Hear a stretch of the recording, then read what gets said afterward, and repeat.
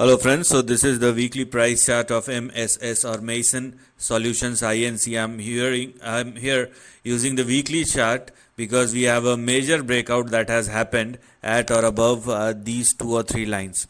But before I'm going to say anything about the breakout, please understand the price behavior. You can clearly see that this particular stock is capable of moving very sharply on either of the side, and that's what you need to look at, or that's what you have to be very careful about as far as the overall trend is concerned. Yes, we have a major price breakout, or we have a big price breakout at or above these 3 levels, but sustainability of MSS at or above all these levels are mandatory.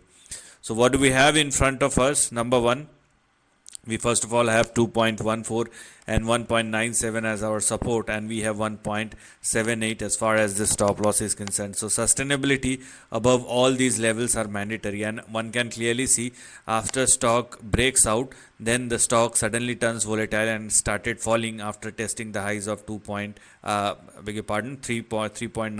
$4, and that's what you need to look at. But at the end of the day, if the stock continue to trade and sustain above 2.14, then instead of the volatility, it will still be considered as a breakout, and that's what you need to take in care of. So if the stock continue to trade and sustain above 1.78, 1.97 and 2.15 respectively, then the levels which has now become active but over a period of time, start with your immediate target, which is 6.76.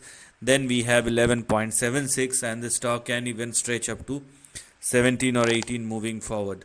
So with the current price behavior of MSS, what has now become active is this overall section. The only problem which exists here is whether the stock will move higher or not, and if it does, then whether it will going to be a sustainable move or not. So the answer for the second question is no.